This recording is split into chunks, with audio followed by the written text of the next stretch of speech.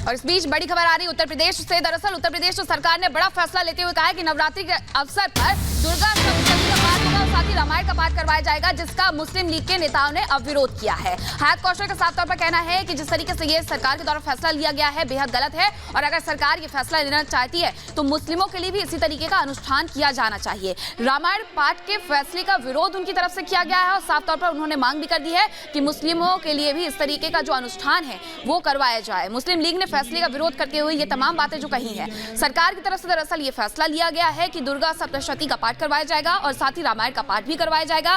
पूरे 75 जिलों में डीएम को ये आदेश दे दिए गए हैं और साथ ही 1 लाख रुपए की मदद भी दी जाएगी, जिसका विरोध अब हो रहा है। और सूबे की सरकार के फैसले के बाद उत्तर प्रदेश में सियासी बवाल मचा हुआ है। सरकार ने फैसला किया कि रामनवमी के मौके पर रामायण का अखंड पाठ होगा और नवरात्रि में सप्तशती का पाठ किया जाएगा, जिसके बाद से विपक्ष लगातार तीर कमान लेकर हमलावर हो रहा है। मुस्लिम लीग ने कहा है कि इस तरह फैसले लेने के बाद वहां पर 2 समुदायों के बीच दरार और बढ़ जाएगी। ये रिपोर्ट देखिए।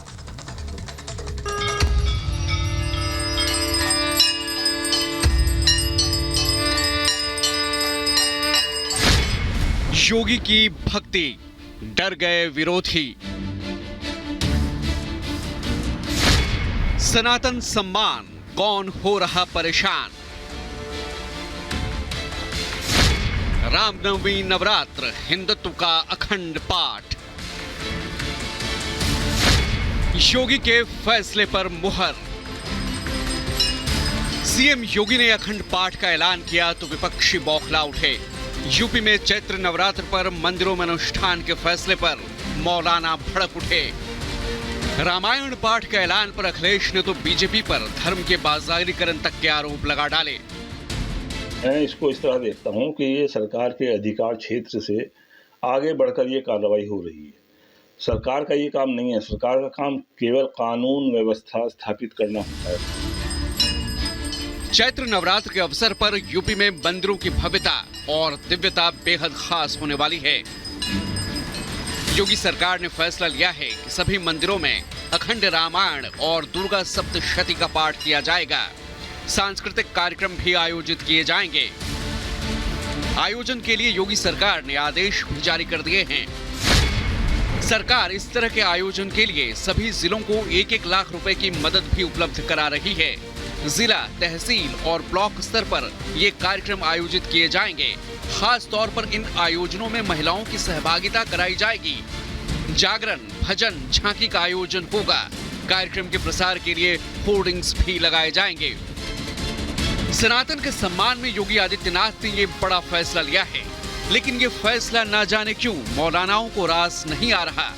बाबा के फैसले ने फिर से मौलानाओं की टेंशन बढ़ा दी है।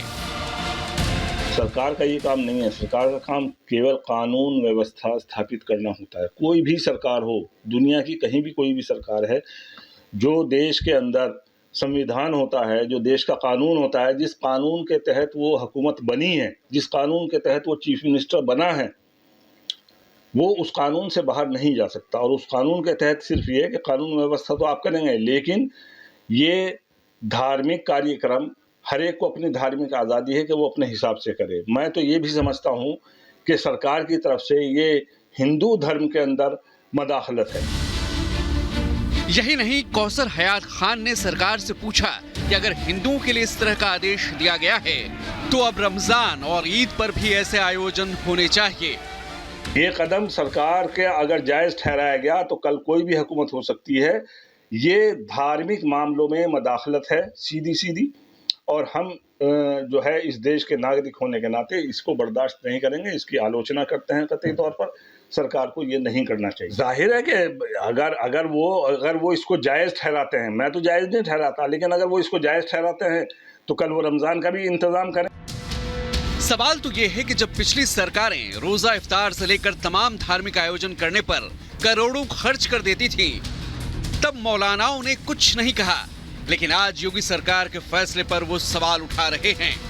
बहरहाल योगी सरकार के फैसले पर सियासी पारा चढ़ रहा है, लेकिन संत समाज ने ऐसे आयोजन के लिए सीएम योगी की बढ़ चढ़कर तारीफ की है। समस्त मंदिरों में अखंड रामायण पाठ तथा दुर्गा सप्तशती का पाठ, जिलेवार 1-1 लाख रुपए की जो व्यवस्था की गई है उसका अखिल भारतीय संत समिति हृदय तल से हार्दिक स्वागत करती है। पीएम मोदी के संसदीय क्षेत्र वाराणसी में तो लोगों ने हनुमान चालीसा का पाठ करके यूपी सरकार के इस फैसले का स्वागत किया है। लेकिन योगी आदित्यनाथ जी ये जो निर्णय लिए हैं उत्तर प्रदेश शासन द्वारा, हर मंदिरों में पूरे 9 दिन तक शानदार रूप से लगेगा कि भगवती मां काशी हो चुकी है। और योगी आदित्यनाथ जी को हम बहुत बहुत बहुत शुभकामनाएं देते हैं कि आप इसी प्रकार निर्णय लें कि हमारा सनातन धर्म इसी तरह गुलजार रहे। पहले ही होना चाहिए था, लेकिन किसी कारण से नहीं हुआ। इसके लिए हम लोग योगी जी को हृदय से धन्यवाद देते हैं कि इस पुनीत कार्य में आपने जो सहयोग किया है, पूरा देश इसके लिए आपका ऋणी रहेगा। जिलों में 1-1 लाख रुपया जो दे रहे हैं, ये बहुत अच्छी बात है। बहुत लोग नहीं कर पा रहे हैं पूजा पाठ, नवरात्रि के नहीं कर पा रहे हैं। उनको करने के लिए अगर वो सहयोग दे रहे हैं तो तहे दिल से उनको हमको धन्यवाद देना चाहिए। यूपी की सत्ता में योगी के आने के बाद धार्मिक अनुष्ठानों, रीति रिवाजों की भव्यता देखते ही बनती है। चाहे अयोध्या में दीपोत्सव हो या मथुरा में रंगोत्सव या फिर काशी के घाटों पर देव दीपावली का नजारा, तभी तो अब कहा जाने लगा है कि उत्तर प्रदेश अब राम राज्य की तरफ बढ़ रहा है। रामनवमी का जो फैसला है वो एक अच्छा फैसला है। हिंदू समाज में अधिकांश लोग रामनवमी को बड़े ही उत्साह के साथ मनाते हैं और नवदुर्गों के व्रत अधिकांश रखते हैं। जो सब नहीं रख पाते वो पहला और आखिरी जरूर रखते हैं। अब एक तरफ जहां देश का संत समाज और काशीवासी योगी सरकार के फैसले से उत्साहित हैं, तो वहीं दूसरी तरफ विपक्ष को ये फैसला रास नहीं आ रहा। ऐसे में सवाल है कि नवरात्र पर योगी सरकार के आदेश से परेशानी क्यों है? अखिलेश ने सरकार पर क्यों धर्म के बाजारीकरण के आरोप लगाए?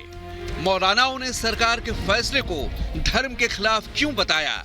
और सवाल ये भी कि क्या विपक्ष सिर्फ योगी विरोध में आयोजन का विरोध कर रहा है? Bureau report, Republic Bharat.